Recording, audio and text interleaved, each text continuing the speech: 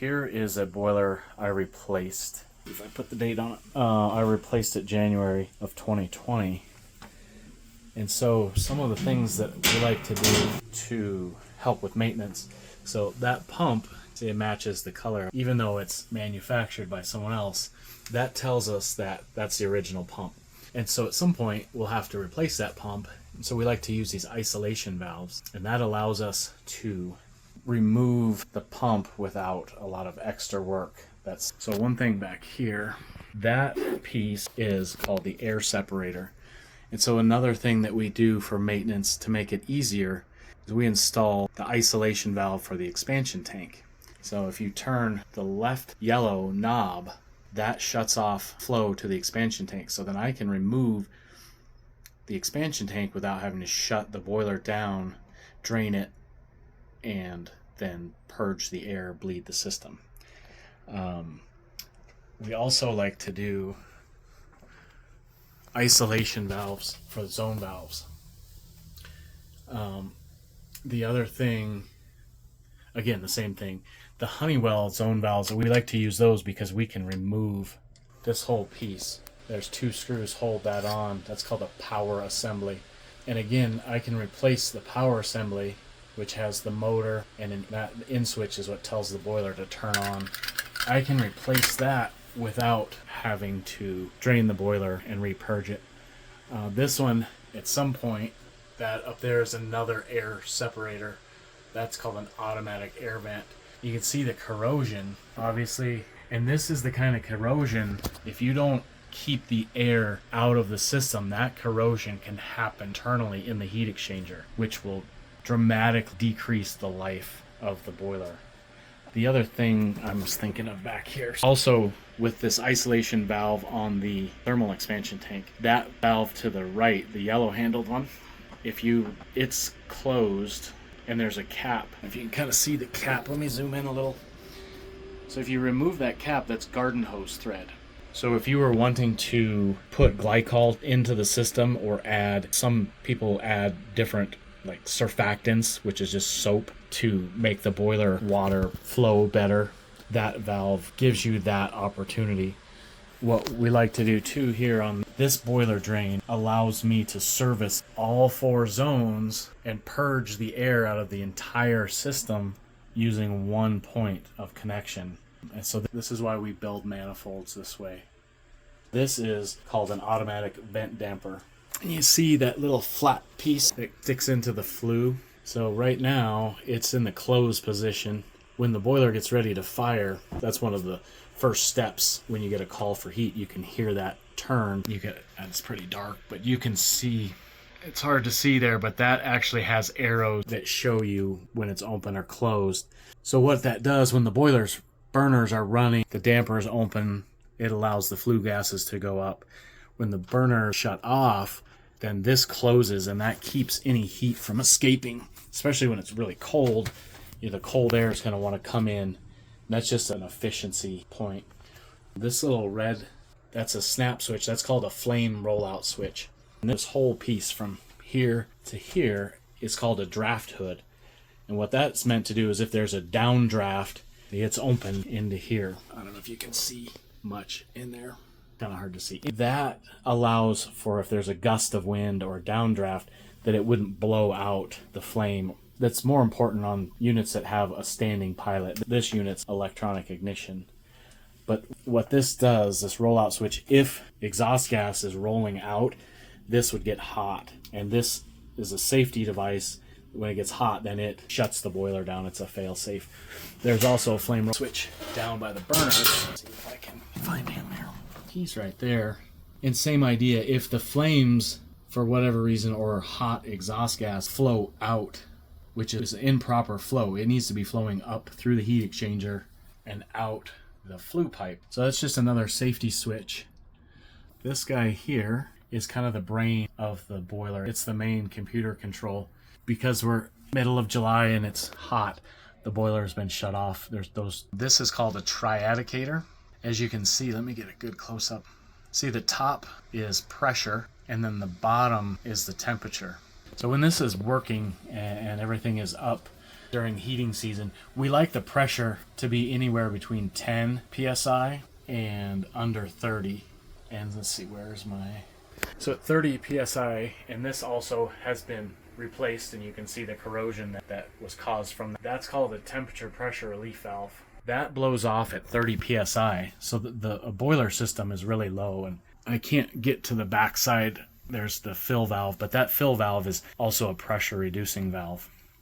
This right here is where the aquastat goes. So that is what takes the temperature of the boiler water, and as you can see, the wire goes back to the control. So the control knows how hot the boiler is.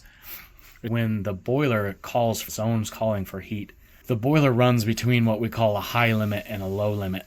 And so generally speaking, the low limit is about 160, and the high limit, I personally like 190, 195. So the burners will come on if the boiler is less than the low limit, so less than 160. And then the burners will run until the temperature gets to the high limit. And we can adjust that in this control, the high limit, low limit. You want to have at least a 25-degree difference between the high limit and low limit. Otherwise, the burners will kick on and off, on and off. We call that a short cycle.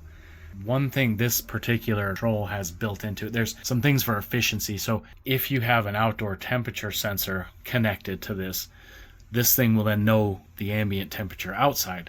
And so in an effort to increase efficiency, if there's a call for heat and it's relatively warm, above 50 degrees or so, this will run, it'll turn the circulator on, the pump on. If there's any residual heat in the boiler, it'll run for 5 minutes and then try and light the boiler.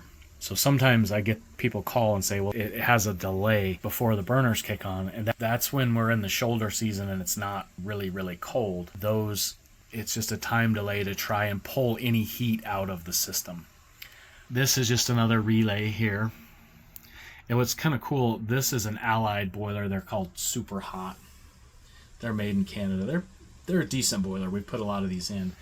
But what's kind of cool is that all of these wires, each one goes to the zone valve and the thermostat. So when a call for heat happens, the thermostat calls for heat. It closes the circuit, which is these two, the red and white. You can see we wire everything the exact same, right? So that closes the circuit, and then the zone motor, which I showed you up there earlier. I'll look up there. Okay, so see how the zone valves have 2 yellow and 2 red wires. So the thermostat, when it closes, it energizes these 2 yellow wires, energizes the motor, and the motor opens. And let's see if I can get a view of it. So the motor is on a cam, and so when the motor is completely open, it closes this little micro switch. I know it's hard to see that little gray kind of funky shaped piece. That's a micro switch. We call that an end switch. E-N-D, end switch. So when the end switch closes, it completes the circuit for the red wires. And then that comes back down here to this relay, and that tells the boiler to fire. And when the boiler gets a call for heat, the very first thing that happens, the relay kicks on, the circulator gets energized, the damper motor opens. Because this is electronic ignition,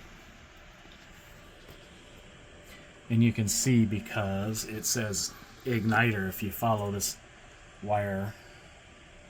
See, it goes down. This silver tube is the gas tube for the pilot light.